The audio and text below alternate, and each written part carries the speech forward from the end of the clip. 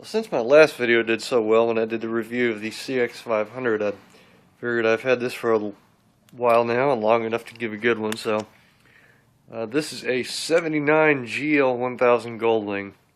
It's actually one of the first Goldwings that was produced. They made these in 75, and when they first came out in 75, there was a couple of slight differences between this and a 79. 75 only had a gas tank or a gas gauge right here. Gas fill was kind of hidden underneath the shelter door, kind of like this. This one, however, it's you got a couple of gauges here, and then you have a nice little glove box. And all of these bikes were offered in what's called naked. So it didn't have a fairing on it. It doesn't have a trunk and saddlebags and all that. You just basically have a seat, unlike this one. You have a seat, a fake gas tank, because the gas tank is actually, there's a corner of it. It's a 5-gallon tank hidden underneath the seat. It's done, for weight distribution, but you can go pretty far on it. It gets about 35 to 40 miles to the gallon, so it's not as great as some of the other bikes I've had, but understandably it's huge. Weighs about 700 pounds once you put oil and gas and coolant in it.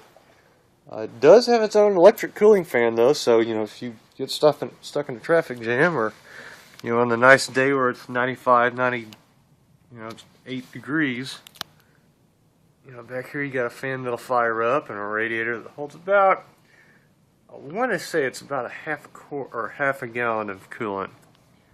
It might be a little bit more than that, but it's not much. The ignition on this one, it was actually converted over to an electronic ignition, but it's conventionally a point style, and it's not really that difficult of a bike to work on. It's pretty intimidating to look at, but these carburetors are, believe it or not, easier to get off than you imagine. You just unbolt these bolts here, flip the tubes so they're facing up, and do the same over there. There's a throttle body cable under here that you just take off, and a choke cable on the other side. You undo the fuel, and then you just pull the whole thing out. I mean, it's right there to work on. Now, amazingly, each one of these has got 7 jets in it. There's 2 down there, or 3 down here. There's 1 in this tube right here, and then there's 2 air jets on the top. I think that's only 6. I can't think of where the other one is, but there's quite a few. But one of the reasons it's got so many is, believe it or not, it does not have an overflow. So once the float bowl fills, it will just kind of reroute it into the top of the intake plenum, which is a bit of a nightmare. But the air filter itself is kind of in a neat place.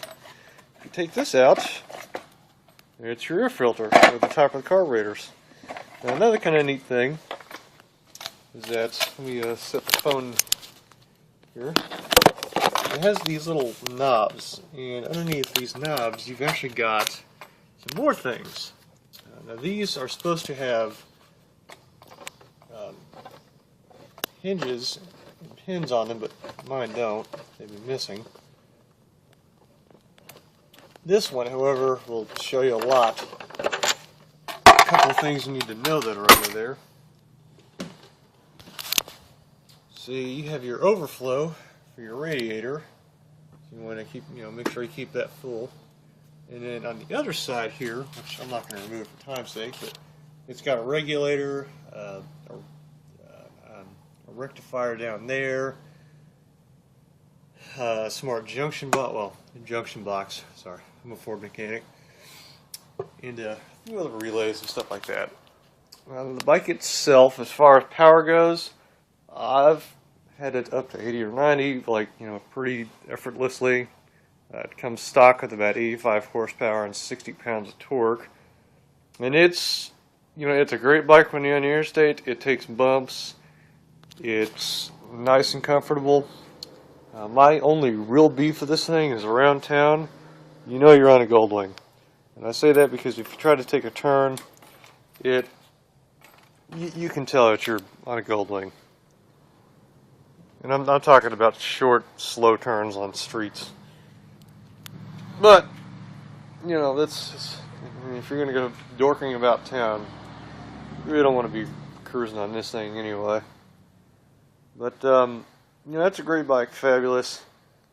A couple of things you probably ought to know is that the one, there's a stator connection down here, which I've got covered up, but there's a stator connector, and it's a white Molex connector. It puts three spade terminals together. And what happens is it generates so much power that over time, due to the heat and everything else going down here, it'll just melt. And obviously, you want to get that fixed. I have an extra one here, so I can kind of show you what I'm talking about. It'll be this connector right here, and it'll melt. So what you should commonly do is just cut it off and solder it on. You can repair it, but in all honesty, how many times are you really ever going to have to unplug the stator? If you do, just cut the wires and resolder it, or add heavier gauge wiring. The clutch, I actually have another engine down here. This is actually a 1200, but it's the same design pretty much. That's your clutch right there. And then this is your starter chain. Change the starter, it's actually pretty easy. You just take the headers off one side, take two bolts out, take the power lead coming into the starter, take that off, and then you just pull straight out. Once you do that, this kind of flops over a little bit. You may hear it kind of fall to the side, but once you stick the starter in there, it'll pretty much realign itself again, and then you'll be good. But anyway, that's also your flywheel rotor for your stator. So that's got your permanent magnets mounted to the ends here. And on this side, obviously you've got your pistons and your coolant jackets. These are where your head gaskets are going to be, and these don't seem to be very common to, leaking. These are very important. This is where your timing belts are going to be. This guy right here. Run like that. Now, what you really want to look for, and these are kind of hard to show it, but these are actually in pretty good shape. So they don't really show any signs of cracking at all. But what you need to replace is these belts. And if they don't look new, or you don't know when the last time they've changed it during, is you probably should do them, because it's an interference engine, meaning which when the timing belt decides to snap, the valves will collide with pistons and pretty much tear the engine up. This is a head off of a 1200 head. It's got hydraulic lash adjusters, but if you had an earlier 1000, it's actually got the older style tappets where you put the flathead screwdriver in there, twist, and a lock nut. So you can adjust your valve lash that way. And I mean, like I said, it's a very intimidating looking bike. But in all honesty, it's pretty simple once you ever have to work on it. Now also back here, you've got a differential that you pretty much fill up once every 50,000 miles, or it's very easy to check. It's only got 7 ounces of differential fluid in it, so it's it's pretty easy to look at if you just wanted to check it real quick. You've got a single disc brake in the back, 16-inch wheel. And then up front you have a 17-inch wheel, or 19s. I'm sorry. You have 19 in the front and back, and then you have dual disc front brakes. So I mean, as far as touring bikes go, early touring bikes, it's pretty great. You want to make sure that you change your springs on the front and in the back, because it'll leak gas out, and if you load this thing up and hit bumps, it'll scrape and it'll scare you a little bit. So obviously just do your homework before you go out and take it for a good beat. But that's my take on it. It's a great bike. Here's a couple of things to look for. So there you go. Go out and get yourself a Goldwing.